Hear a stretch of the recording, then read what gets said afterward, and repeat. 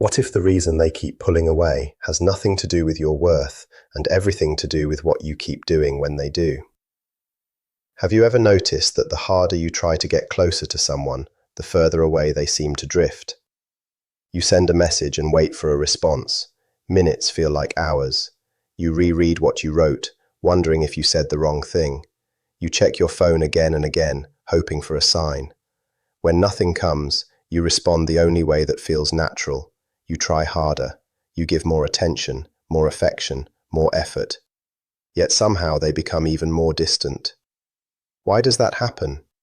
At first, it feels deeply personal. Their silence feels like rejection. Their distance feels like proof that you are being overlooked, ignored, or somehow not enough. That hurt creates urgency. It pushes you into action. You tell yourself that maybe one more conversation will fix everything. Maybe if you explain your feelings better, they'll finally understand. Maybe if you show them how much they mean to you, they'll come closer. But beneath all of those actions is something else. Fear. Fear of losing them. Fear of being forgotten. Fear that someone else will take your place. Fear creates pressure. It convinces you that something must be done immediately. It whispers that if you don't act now, everything will fall apart. So you react. You send longer messages. You search for reassurance. You ask questions that need answers. You hold on tighter because letting go feels impossible. The problem is that you're trying to connect with someone who doesn't respond well to pressure. Avoidant people often experience emotional intensity very differently. When feelings become stronger, they don't automatically move closer. They often create distance. What feels like connection to you can feel overwhelming to them. What feels comforting to you can feel restrictive to them. That's why blocking them rarely produces the reaction you hope for. Instead of creating panic, it often creates relief. That's why pleading doesn't inspire closeness. It can make them feel emotionally flooded. And that's why chasing almost never creates attraction. It activates their instinct to retreat. This creates a painful cycle. You reach out, they pull back. You try again, they become quieter. You increase your effort, they disappear further. After enough repetitions, you begin turning the blame inward. You wonder whether you're too emotional, too attached, too intense, or too needy. But the reality is often much simpler than that. You're trying to receive love through the methods that make sense to you, while the other person experiences closeness in a completely different way. That difference creates misunderstanding. You may believe love should be expressed openly, talked about, demonstrated, and reassured. An avoidant person may feel safer when there is more emotional space, so while you're trying to strengthen the bond, they may feel like they're losing their freedom or control. That's why they become harder to reach. That's why responses slow down. That's why they create distance. Not always because they don't care, but because intimacy activates discomfort they haven't learned to manage. Unfortunately, this is where many people unintentionally make the situation worse. They interpret distance as rejection. They assume silence means the relationship is ending. They react from fear instead of understanding. And that reaction often becomes the very thing that drives the other person away. Now, the avoidant person isn't only responding to closeness, they're responding to pressure, expectations, urgency, and emotional demands. What could have developed naturally starts feeling overwhelming. Think about the pattern. The more space they create, the more you rush to close it. The quieter they become, the louder your efforts get. The more they withdraw, the harder you push for answers. But what if that strategy is producing the opposite result? You cannot pursue someone into feeling safe. You cannot convince someone into emotional availability. And you cannot force connection when emotional security is missing. The more energy you spend monitoring them, the less attention you give yourself. Your mood starts depending on their replies, their behavior, their level of interest, and their presence. That is where your power slowly slips away. You stop living and start waiting. Waiting for a text, waiting for clarity, waiting for them to choose you. And people who operate from avoidance can sense that shift. They feel the emotional urgency. They feel the expectation behind every interaction. Instead of moving toward it, they often move away from it. The good news is that once you recognize this pattern, everything begins to look different. You realize that success doesn't come from saying more, proving more, or trying harder. It comes from understanding the dynamic itself, because until that pattern changes, nothing else will. Not your effort, not your intentions, not another carefully crafted message. Before you react again, take a moment to see what's really happening. Their silence feels especially painful because it rarely comes with clear explanations. They don't usually admit they're afraid of closeness. They don't explain that intimacy makes them uncomfortable. They don't tell you that deep emotional connection awakens fears they don't know how to process. Instead, they become inconsistent. One day they seem present, the next day they seem unavailable. They say they're busy, they ask for space. They leave you trying to make sense of mixed signals, and confusion is often more powerful than pain. Pain gives you certainty, confusion keeps you searching. Your mind starts replaying every conversation. You analyze messages, study behavior, and look for hidden meaning. You ask yourself what changed and whether you caused it. That is how emotional fixation begins. Sometimes it's not the love itself that keeps you attached. Sometimes it's the unanswered questions. Your heart wants honesty, your mind wants certainty, but the avoidant pattern often provides neither, and before you realize it, you're no longer chasing connection, you're chasing closure. And the real issue is that clarity cannot be forced out of someone who is disconnected from their own emotional world. They might care about you, they might think about you, they might even miss you in moments you never see. But if someone has not learned how to stay present with emotional discomfort, then anything real inside them becomes something they instinctively escape from. That is why their behavior feels so mixed. One moment they are close, the next they are gone. One moment they open up, then they shut down like nothing happened. To you, it looks confusing. To them, it feels like self-protection. Because an avoidant nervous system does not always interpret emotional closeness as safety. It often reads it as pressure, as expectation, as something that could take away their independence. So when feelings start to deepen, their response is not to lean in, it is to pull back. They detach, they go quiet, they shut down internally long before they explain anything externally. If you do not understand that, you will constantly misread the situation. You will assume distance means you need to try harder. You will assume silence means you need to fix it. But in reality, more pressure often creates more retreat. Not because your feelings are wrong, but because their system was never taught how to hold steady closeness without feeling overwhelmed by it. Many avoidant people did not choose this pattern consciously. At some point, they learned a quiet lesson early in life. Needing others can lead to disappointment, inconsistency, or emotional risk. So they adapted. They built emotional independence as protection. They learned to minimize dependence, suppress vulnerability, and stay in control of their inner world. That survival strategy may have helped them once, but it does not disappear in adult relationships. So now when someone genuinely shows up with warmth, consistency, and emotional presence, two conflicting reactions get triggered inside them at the same time. One part wants closeness, the other part feels danger. And in most unhealed patterns, fear tends to win. That is where the hot and cold behavior comes from, not from a lack of feeling, but from internal conflict they do not know how to regulate. And this is exactly why proving yourself rarely works. You can be more patient, more understanding, more expressive, more available. You can try to reassure, explain, and hold space. But love alone does not rewire someone's emotional system. A person can be deeply cared for and still not be able to stay emotionally present. And that is one of the hardest truths to accept, because effort feels meaningful, patience feels loyal, and waiting feels like commitment. But there is a difference between loyalty and self-abandonment. Many people do not notice that difference until they are already drained. They start losing sleep, losing focus. Their mood begins to depend on notifications, replies, timing, tone. Their inner peace gets tied to someone else's inconsistency. And at that point, it is no longer love in its healthy form. It becomes emotional dependence built on uncertainty. One message brings relief. One delay creates anxiety. One cold reply creates panic. One small sign brings hope again. It feels intense, but that intensity is often anxiety, not love. Real connection does not keep you in constant confusion. Real connection does not make you feel like you have to earn basic emotional stability. Real connection does not punish you for wanting clarity. And this is where something important shifts. The moment you stop romanticizing what is actually destabilizing you, your perception begins to change.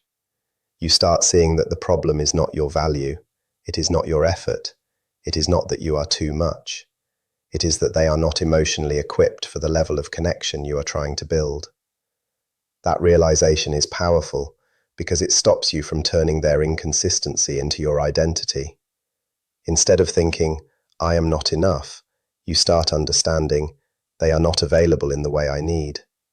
And that shift protects your mind from the deepest damage in these dynamics, which is not the loss of the person, but the loss of yourself while trying to keep them. Because slowly, without noticing, you start shrinking. You filter your emotions. You hold back your needs. You become less expressive, less honest, less open. Not because you changed, but because you are trying to avoid triggering their withdrawal again. And that is where people lose themselves. Not in one moment, but in small adjustments. One unspoken feeling, one softened truth, one I'm fine when they are not fine. Until eventually, they realize they have been shaping themselves into someone easier to stay with, even if it means becoming unfamiliar to themselves. And no connection should require that. You should not have to disappear to be loved. You should not have to reduce your emotional truth to maintain someone's comfort. If someone can only remain present when you ask for less, feel less, and expect less, then what they are offering is not real connection. It is convenience. And you were never meant to live on emotional inconsistency disguised as love.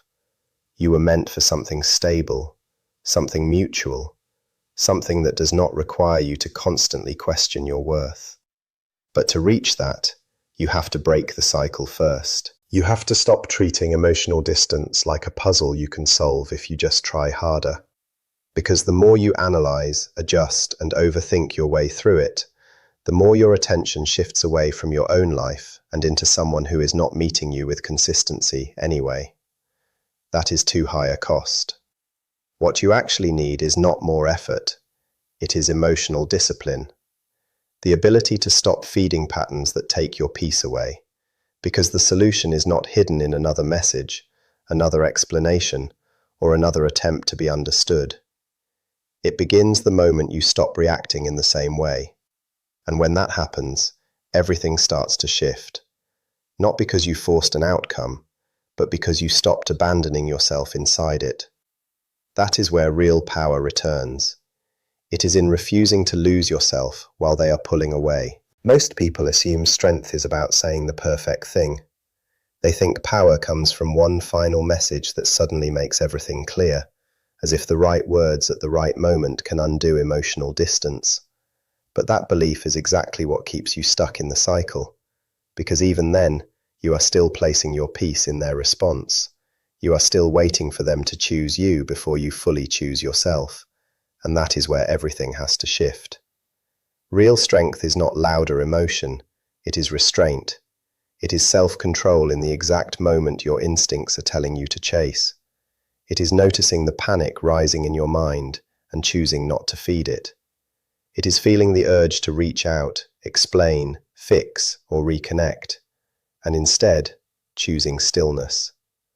That stillness is not weakness, it is emotional control. Most people cannot sit in that space. They react immediately. They send the message.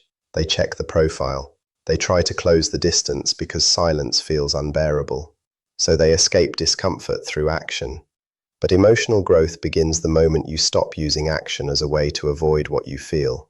That is emotional discipline, not detachment, not pretending you do not care, not playing psychological games.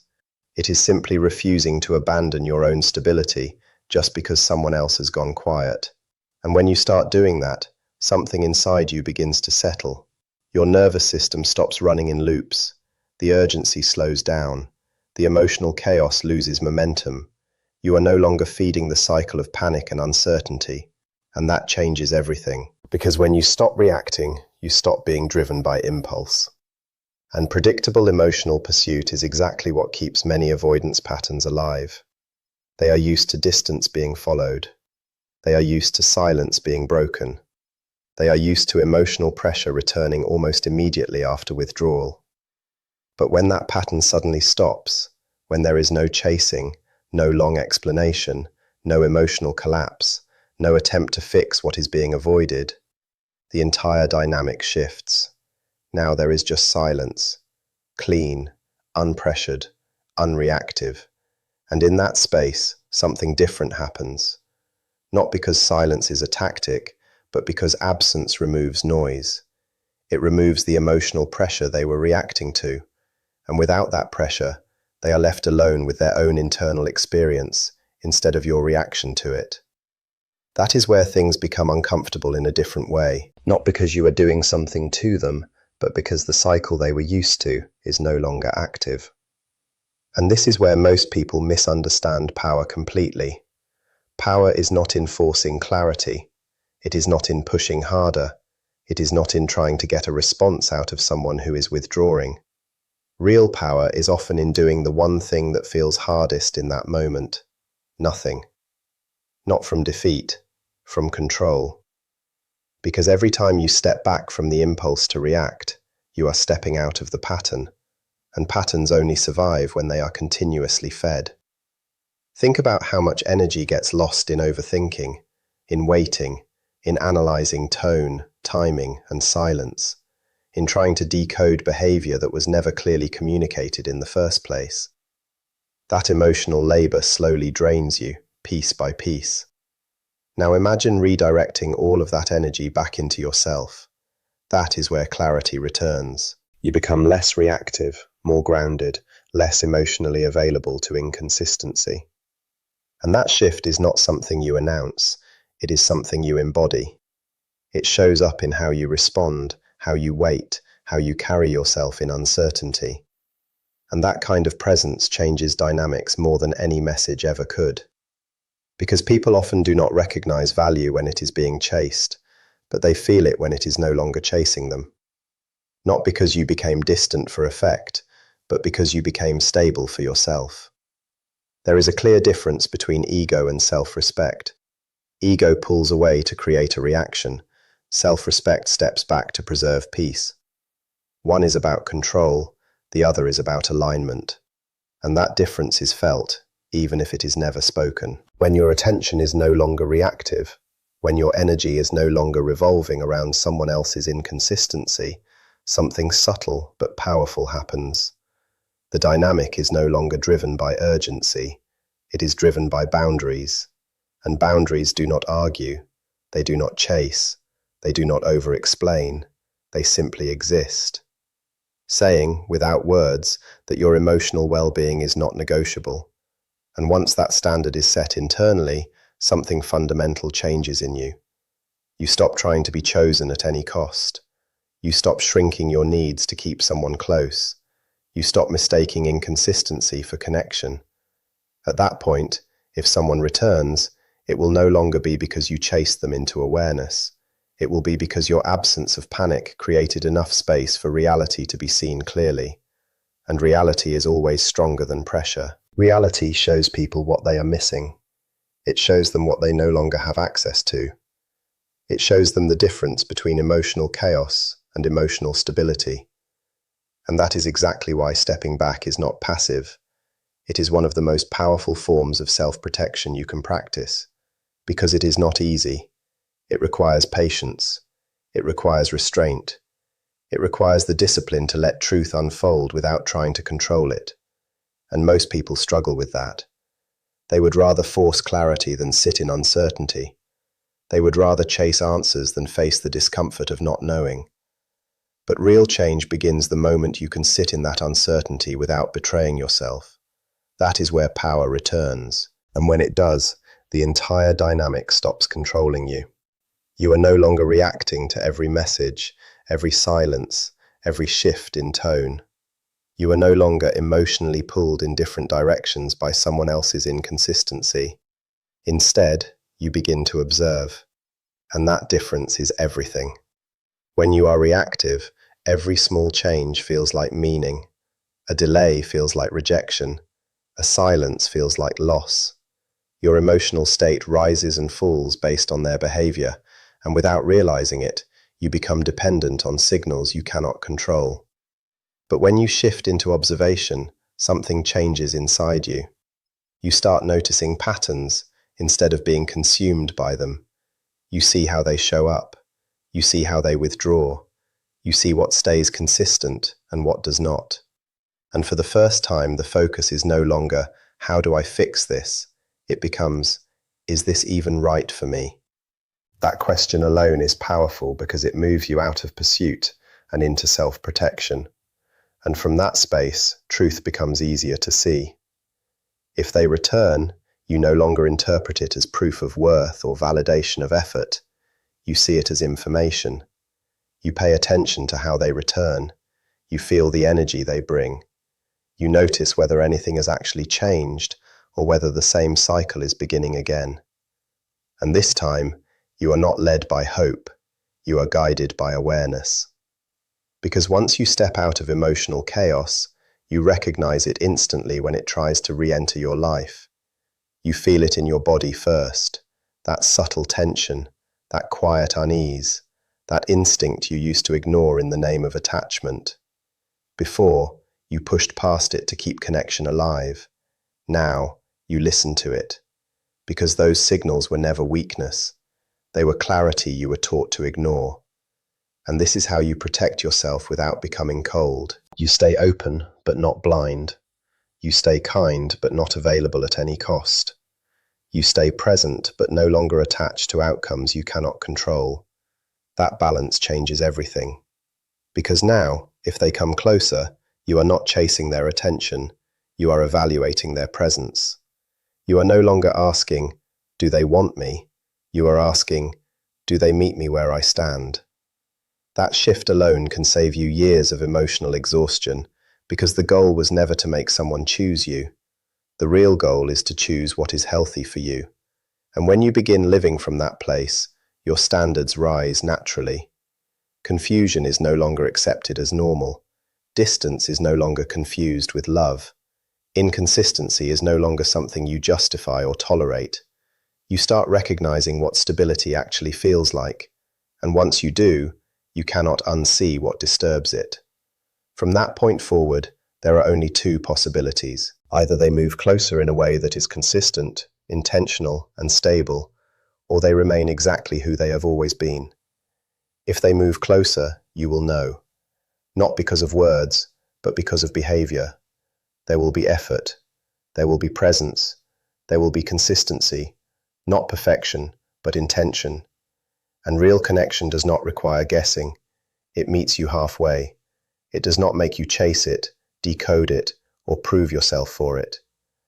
But if nothing changes, if the same distance continues, if the same inconsistency repeats, then clarity replaces confusion. You are no longer asking, why are they like this? You are simply accepting, this is who they are right now. And that acceptance is not defeat, it is freedom. Because you stop investing in potential, you stop holding on to what could be. You stop building emotional attachment around imagination instead of reality, and instead, you begin responding to what is actually present. Not emotionally, not hopefully, honestly. And honesty brings peace, because it allows you to make decisions based on your well-being instead of your attachment. You stop staying because of what you hope they might become. You stay only if what already exists feels right. And if it does not, you step away without needing anger, explanations, or closure, because you already understand enough. You understand that love should not destabilize you. You understand that connection should not feel like constant uncertainty. You understand that your emotional energy is not something to waste on inconsistency, and that awareness changes everything about how you move forward. You become more grounded, more selective, more intentional. You stop chasing intensity and start valuing peace. And that shift creates space in your life for something different, something stable, something mutual, something real. Not something you have to fight for every day, but something that feels naturally aligned. And the most important part is this: you no longer need anyone's return to feel whole, because you have already returned to yourself. And from that place, nothing external has the power to define you anymore. Not silence, not distance, not rejection, because your stability no longer depends on someone else's presence. It stands on its own. And from there, everything you allow into your life becomes a choice, not a need.